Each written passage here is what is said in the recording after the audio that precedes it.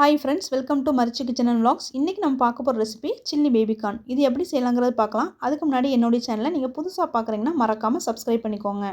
கூடவே பக்கத்துல ஒரு பெல் பட்டன் இருக்கும். அதையும் கிளிக் பண்ணிட்டு ஆல்னு ஒரு ஆப்ஷன் வரும். அதையும் கிளிக் பண்ணிக்கோங்க. அப்பதான் நான் போடுற ஒவ்வொரு வீடியோஸும் உங்க ஃபோன்ல நோட்டிஃபிகேஷனா வரும். ஃபர்ஸ்ட் வந்து பேபி கார்னை சின்ன சின்னதா கட் பண்ணிக்கலாம். ரொம்ப சின்னதா கட் பண்ணாம இந்த அளவுக்கு நீங்க கட் பண்ணி எடுத்துக்கோங்க. நெக்ஸ்ட் வந்து ஒரு கடாயில தண்ணி கொதிக்க வச்சிட்டு இருக்கேன். இதுல வந்து கொஞ்சமா உப்பு சேர்த்துட்டு நம்ம கட் பண்ணி வச்சிருந்த பேபி கார்னை இதோட ஆட் பண்ணிட்டு ஒரு 2-3 நிமிஷத்துக்கு வெந்நில போட்டு ஒரு கொதி வந்த பிறகு இதை எடுத்துக்கலாம். நெக்ஸ்ட் ஒரு அகலமான பவுல் ஒன்று எடுத்துக்கலாம். இதுல 3 டீஸ்பூன் அளவுக்கு கார்ன் ஃப்ளவர் சேர்த்துக்கலாம். நெக்ஸ்ட் 1 டீஸ்பூன் அளவுக்கு மிளகாய் தூள் இல்லனா சில்லி பேஸ்ட் ஆட் பண்ணிக்கோங்க.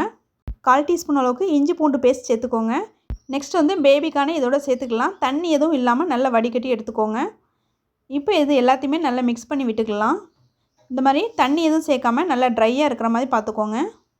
நெக்ஸ்ட் ஒரு கடாயில் எண்ணெய் சேர்த்துட்டு எண்ணெய் நல்லா காஞ்ச பிறகு பேபி கார்ன் எல்லாத்தையுமே பொரிச்சு எடுத்துக்கலாம். கார்ன் எல்லாமே கொஞ்சம் கிறிஸ்பியாக வந்த பிறகு எடுத்துக்கலாம். இது எல்லாத்தையுமே பொரிச்ச பிறகு இன்னொரு ட்ரிப் இதே மாதிரி பொரிச்சு எடுத்துக்கோங்க. ஓகே, இது எல்லாத்தையுமே நல்லா பொரிச்சு எடுத்தாச்சு. பாருங்கள், இந்த மாதிரி பொரிச்சு எடுத்துக்கோங்க. ஓகே, நெக்ஸ்ட் ஒரு கடாயை ஸ்டவ்வில் வச்சுக்கோங்க. நம்ம ஏற்கனவே பொரிச்ச எண்ணெயை இதுக்கு யூஸ் பண்ணிக்கலாம். 3 டேபிள் ஸ்பூன் அளவுக்கு எண்ணெய் விட்டுக்கோங்க. நெக்ஸ்ட்டு சின்ன சின்னதாக கட் பண்ண பூண்டு சேர்த்துக்கோங்க. இது கூடவே 2 பச்சை மிளகாய் 2ஆக கட் பண்ணி சேர்த்துக்கோங்க. பெரிய வெங்காயம் இந்த மாதிரி கட் பண்ணி சேர்த்துக்கோங்க. நெக்ஸ்ட்டு வந்து ஒரு பாதி குடமிளகாய் சேர்த்துருக்கேன். இதையும் பெருசு பெருசாக கட் பண்ணி இந்த மாதிரி சேர்த்துக்கோங்க. இது கூடவே இதுக்கு தேவையான அளவுக்கு கொஞ்சமாக உப்பு சேர்த்துட்டு கொஞ்சம் வதக்கி விட்டுக்கோங்க. ஃபுல்லாக பாயில் ஆகணும்னு தேவையில்லை. இது கூடவே கொஞ்சமாக ஒரு 1/4 டீஸ்பூன் அளவுக்கு மிளகாய் தூள் சேர்த்துக்கோங்க. உங்களுக்கு காரத்துக்கு ஏற்ற மாதிரி இதில் மிளகாய் தூள் அட்ஜஸ்ட் பண்ணிக்கோங்க. நெக்ஸ்ட்டு 1 டீஸ்பூன் அளவுக்கு டார்க் சோயா சாஸ் சேர்த்துக்கோங்க. 2 டீஸ்பூன் அளவுக்கு டொமேட்டோ சாஸ் சேர்த்துக்கோங்க. இப்போ இது எல்லாத்தையும் நல்லா மிக்ஸ் பண்ணிக்கலாம்.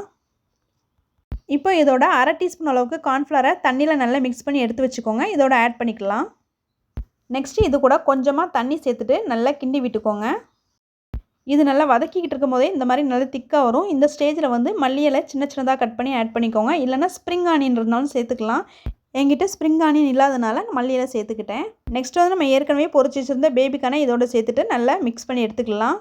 ஓகே, இந்த சில்லி பேபி கார்ன் இப்போ ரெடி ஆயிடுச்சு. வேறு பிளேட்டுக்கு ட்ரான்ஸ்ஃபர் பண்ணிக்கலாம். இது வந்து ரெஸ்டாரண்ட் ஸ்டைலில் சூப்பராக இருக்கும். கண்டிப்பாக வீட்டில் ட்ரை பண்ணி பாருங்கள். ட்ரை பண்ணி பார்த்துட்டு எப்படி இருந்துச்சுன்னு சொல்லுங்கள். ஃப்ரெண்ட்ஸ், இந்த வீடியோ உங்களுக்கு பிடிச்சிருந்துச்சுன்னா லைக் பண்ணுங்கள், ஷேர் பண்ணுங்கள். என்னோட வீடியோ உங்களுக்கு ரொம்ப பிடிச்சிருந்துச்சுன்னா மறக்காமல் Subscribe பண்ணிட்டு பாருங்கள். அப்போ தான் நான் போடுற ஒவ்வொரு வீடியோஸும் உங்கள் ஃபோனில் நோட்டிஃபிகேஷனாக வரும்.